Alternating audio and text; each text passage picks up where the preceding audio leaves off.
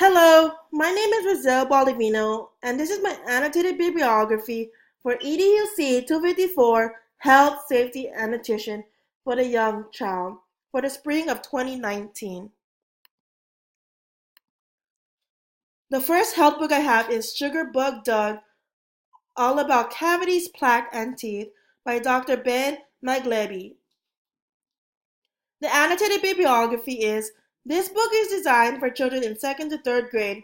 It gives suggestions on how to keep your teeth healthy for your whole life and how to stay away from diseases that ruin your teeth. It teaches proper hygiene and how you should take care of your teeth from morning to night and gives an overview of what causes dental diseases. By reading this book, you will be able to know how to prevent diseases so you can have great teeth and avoid going to the dentist and save money. The learning objective is students will be able to identify ways to keep their teeth from getting diseases and rotting and how to have good oral hygiene. The learning activity is students will be able to discuss proper hygiene and foods that cause cavities. The learning evaluation is students will create a chart for the week with the times they brush their teeth, floss from morning to night, and what kinds of foods and snacks they ate throughout the day.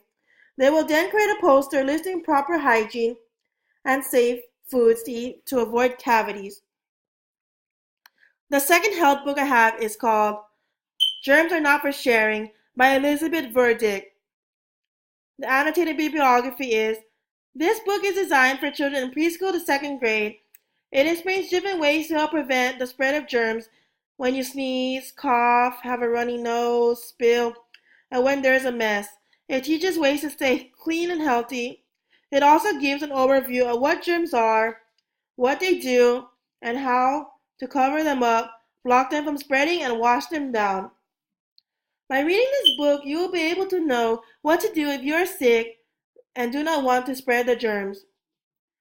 The learning objective is students will be able to describe ways to help prevent the spread of germs and how to properly handle situations in which they might be sick and how to prevent getting sick.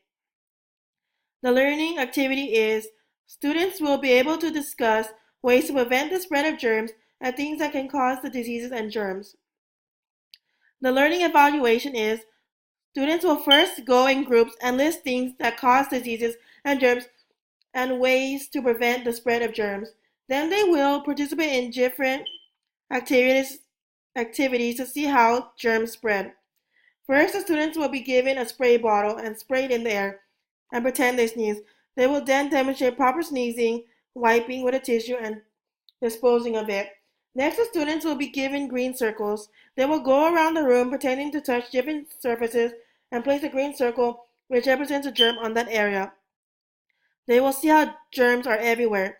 They will then go in a circle and play a different game. A beach ball will be covered in glitter and will be passed around in a circle. This will show how the spread of germs can pass easily, and everyone who touched the glitter now has germs. After, the children will go to the restroom and demonstrate proper hand washing. To end, we will discuss what they learned. The first safety book is called The Bernstein Bears. Learn About Strangers by Jane Bernstein. The annotated bibliography is this book is designed for children in kindergarten to third grade. It explains different ways to help children be aware of dangerous situations and how to not be afraid to live in this world.